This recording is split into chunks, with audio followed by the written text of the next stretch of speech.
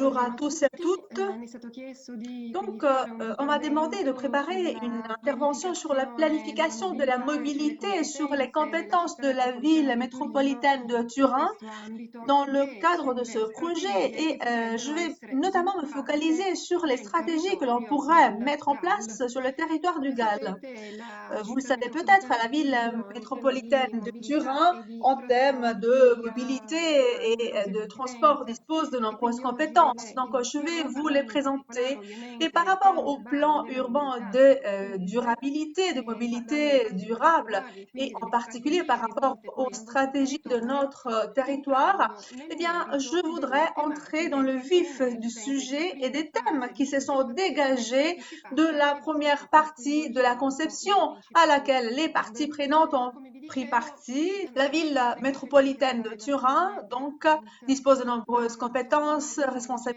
Elle a aussi le rôle de mobility manager de zone, donc de responsable de la mobilité. Donc, il supporte tous les responsables de la mobilité d'entreprises, des organismes, des sociétés et aussi des établissements scolaires. Donc, tous les déplacements entre le lieu du travail et la société, et il planifie aussi et contrôle l'agence de la mobilité piémontaise, le service de transport public extra-urbain. Il gère le transport sur demande dans les zones à demande faible. Je vous rappelle que ce sigle PIPUMS, on en a déjà parlé dans le cadre du webinaire précédent. Le PUMS est un plan stratégique de moyen à long terme qui définit donc d'actions structurelles et donc il concerne tant la réalisation d'infrastructures que l'amélioration des services sur le territoire. Il porte aussi sur des actions immatérielles. Ce plan présente un horizon de 10 ans. Il est surveillé tous les 2 ans et il est mis à jour au moins une fois tous les 5 ans. Selon la décret ministériel de 2017, les villes métropolitaines sont donc les organismes compétents pour la rédaction du plan et ce n'est qu'en dehors de celle-ci que le plan est adopté par les villes de plus de 100 000 habitants. D'autres planifications sont réalisées sur le territoire, donc il existe d'autres outils et ces autres outils font tous partie du PUMS, donc de ce plan urbain de mobilité durable. Sur notre territoire, on a décidé de décliner le PUMS en 3 secteurs.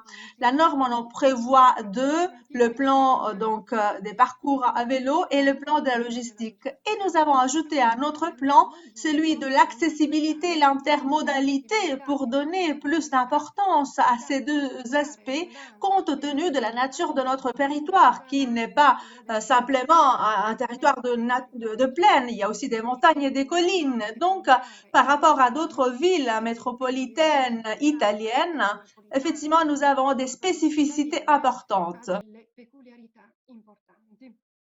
Je vous rappelle encore une fois que ces PUMS, par rapport à la planification traditionnelle des transports, bien celui-ci présente à chaque fois des spécificités, en ce sens qu'il met les personnes au centre et les aspects suivants sont la qualité de la vie, l'accessibilité, la durabilité, la durabilité et aussi la faisabilité, la viabilité économique, l'équité sociale et donc il prévoit aussi une grande participation des acteurs du territoire dans sa rédaction, à sa rédaction. Dans cette diapositive, je rappelle les passages de procédure pour vous dire ce que la ville de Turin a fait jusqu'à présent. Comme préambule, il faut dire que les fonds du ministère ne sont arrivés qu'à la fin de 2019. Malgré l'importance de ce plan, en tout cas, l'organisme a lancé cette procédure beaucoup plus tôt. Et donc, déjà au début de l'année 2019, on a mis sur pied un groupe interinstitutionnel qui a impliqué la ville du Rhin, la région du Piémont et toutes les parties prenantes du territoire homogène. On a aussi défini un comité scientifique avec des membres venant l'Université de Turin, du Polytechnique de Turin, de l'Université de Catalunya de Barcelone et de l'Université aussi catholique de Milan. Et notamment, on a impliqué l'unité de psychologie du trafic. Avec ce groupe de travail, on a donc mis sur pied donc un cadre de prise de connaissance. On a donc approfondi les aspects de notre territoire du point de vue social et économique. On a analysé aussi le développement du territoire, de la mobilité du territoire et tous les aspects de la mobilité, de transport, tant du point de vue de l'offre actuelle que du point de vue de la demande. On a également donc analysé le rapport demande et offre et on a analysé les aspects critiques dont par exemple le thème de la sécurité routière par exemple ou encore celui de la congestion du trafic. Et on a développé une première analyse SWOT comme on dit. Pour donc approfondir encore, on a rencontré les gens du territoire et aussi pour définir les premiers objectifs principaux. En effet, déjà en printemps 2019, nous avons rencontré les responsables des zones homogènes et les communes pour partager le processus de rédaction du plan et collecter des plans susceptibles de compléter ce plan. Et donc, cette première phase d'échange avec le territoire a abouti donc dans le forum qui a eu lieu le 18 décembre 2019 et qui a eu la participation de 300 personnes et l'organisation de tables de conception dédiées aux zones homogènes. Et à cette époque, on a collecté d'autres éléments pour donc approfondir la connaissance et aussi pour décliner les objectifs sur les territoires ainsi que pour définir les stratégies. Il est évident que cet arrêté ministériel nous dit qu'il y a 4 grands objectifs. Donc, l'efficacité d'abord du thème du transport, la sécurité routière, la durabilité environnementale et une durabilité aussi du point de vue social. Et donc, ces objectifs ont été déclinés à leur fois en autant d'objectifs sur les territoires. Donc, on va voir ce qui en est résulté. Maintenant, nous sommes dans la phase de construction participée du plan et de lancement de la procédure donc d'évaluation. En effet, on a défini un premier rapport préliminaire qui sera envoyé la semaine prochaine aux responsables qui devront nous donner leur avis d'ici donc la date 30 jours et donc il y aura un échange avec les communes, le Piémont et toutes les autres entités qui sont impliquées dans cette procédure. Dans la construction participée du plan, il y a une phase importante, à savoir un forum que nous organisons et qui aura lieu le 27 novembre, à nouveau en impliquant les principales parties prenantes et avec les principales actions et les déclinaisons correspondantes. Donc, on va adopter un décret par le maire métropolitain. Je pense que ça pourrait se faire en mars 2021. Nous allons collecter les observations et donc on va approuver les plans du conseil métropolitain d'ici 2021. À ce moment-là, on va lancer la réalisation des actions et le suivi du plan. De quoi donc peut-il s'occuper ce plan et quelles doivent être les principales lignes stratégiques? D'abord, ce plan doit mener à une intégration entre les systèmes de transport qui comprennent aussi les transports de masse rapide là où ils sont durables. Et donc, ça veut dire aussi développer la mobilité collective, améliorer la qualité du service, augmenter la vitesse des moyens de transport. Ça veut dire aussi développer des systèmes de mobilité piétonne et à vélo. Et de ce point de vue-là, les déplacements à vélo et à pied ne doivent pas être considérés comme une part résiduelle, mais ils doivent représenter une partie intégrante de la mobilité, des déplacements. Donc, on va introduire des systèmes de mobilité mémorisés, partagés, donc covoiturage, voiture en libre service, etc. On va donc rationaliser la logistique urbaine, diffuser la culture liée à la mobilité durable.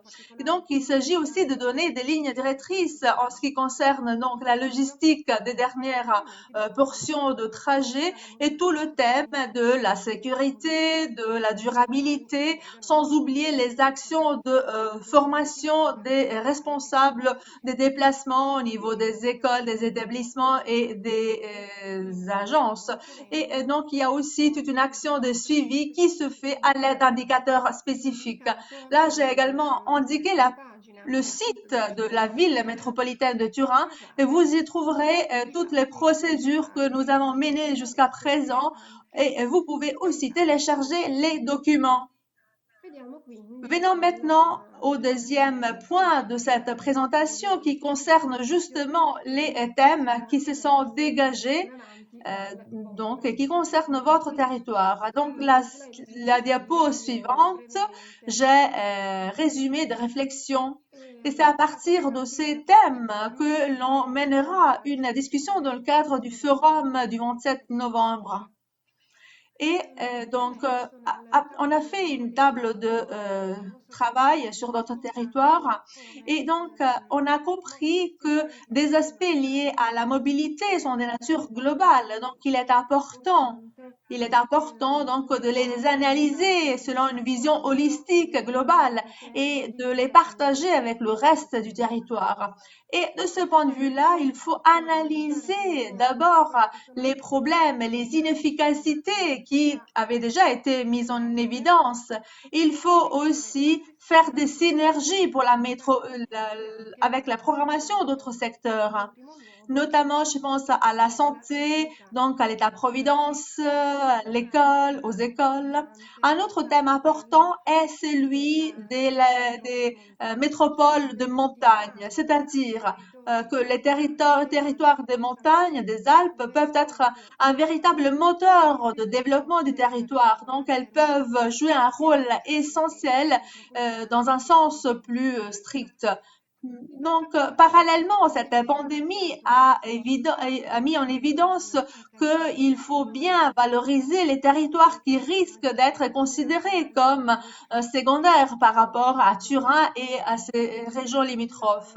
Cette table de travail a également voulu souligner que l'action de ce plan, les actions doivent être durables à plusieurs égards, y compris la durabilité environnementale. Et donc, un thème s'est dégagé, celui de la pollution de l'air et des autres caractéristiques environnementales. Nous passons donc à donc la déclinaison de ces stratégies par la table de travail en question. La slide suivante, la diapo suivante montre effectivement ces points. Alors, par rapport au thème des transports, on a demandé de mettre davantage en valeur le système ferroviaire et donc, en fait, on a cité la liaison entre Torre Pernice et Pinerolo. On a demandé d'orienter les choix avec une approche plus intégrée pour parce qu'il s'agit d'une région plus attractive pour les personnes âgées, les jeunes, etc. Et puis, il y a aussi les déplacements entre la maison et le travail. Il s'agit aussi de favoriser l'intermodalité en assurant l'intégration entre tous les moyens de transport. Il s'agit aussi de restructurer le réseau en passant d'une configuration donc de type radial vers une configuration de type en toile d'araignée, de manière à mieux relier les pôles du territoire. Et donc, il faut aller au-delà de la vision qui voit Turin au centre. Donc, il faut renforcer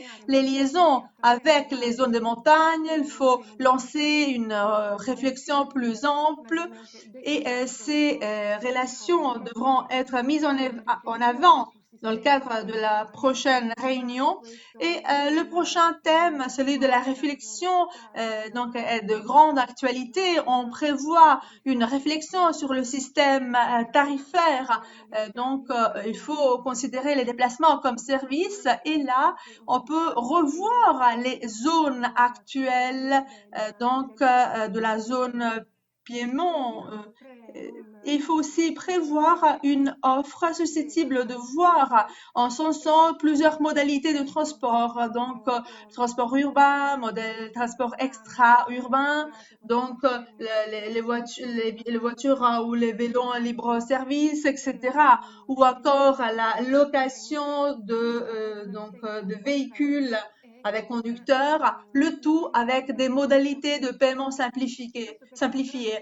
Parce que justement, l'objectif est de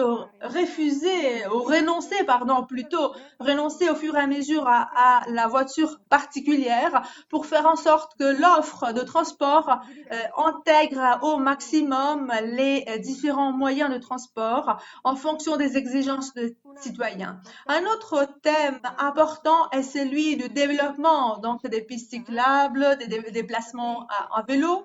La région du Piémont rédige le plan pour les déplacements à vélo. Il s'agit d'un plan transversal par rapport au plan de la mobilité et des transports. Et dans le plan régional, on a donc identifié des lignes d'orientation que nous devons traduire en autant d'actions pour le plan des pistes à vélo pour utiliser au mieux les fonds ministériels qui arrivent sur notre territoire. Donc, le développement des pistes cyclables pourra encourager ces formes de déplacement et donc les déplacements à vélo pourront devenir une partie importante de la mobilité sur le territoire. Et selon les objectifs du territoire, disons que les déplacements pourront se différencier et les déplacements à vélo pourront éventuellement concerner les territoires extra-urbains à hauteur de 8% et à l'intérieur de la ville à hauteur de 16%. La table de travail a également parlé de gestion de la mobilité. Il s'agit de supporter le territoire dans le développement d'actions dédiées et donc sans oublier les pôles scolaires et d'entreprise. La ville de Turin, comme je l'ai déjà dit, a la compétence spécifique sur ce thème. Et donc, nous développons maintenant une nouvelle plateforme avec notre société Nasu 5T pour rédiger les plans de déplacement entre la maison et l'école et la maison et le travail pour avoir le cadre général des déplacements collectifs pour finalement favoriser un meilleur suivi des actions entreprises par les entreprises. Et nous souhaitons aussi réaliser des actions de responsabilité en tant que responsable de zone.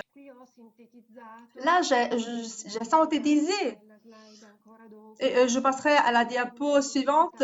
Là, j'ai synthétisé des projets qui sont déjà en cours sur notre territoire, puisque effectivement, depuis des années, la ville de Turin réalise des projets nationaux et européens. Et donc, nous attirons des financements depuis des années pour le développement des actions de durabilité et de transport durable.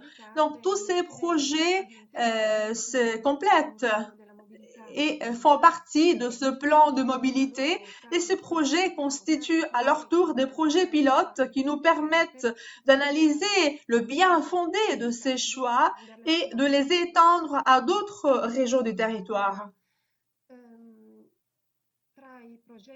Parmi les projets qui concernent votre région, le plus important qui a été cité au début et par rapport à des approfondissements vont venir plus tard est celui de l'Interreg Alcotra, Peter, qui concerne les hautes vallées, notamment le projet Cœur Dynamique, où la ville métropolitaine de Turin est une entité partenaire, alors que le chef de file de Maurienne.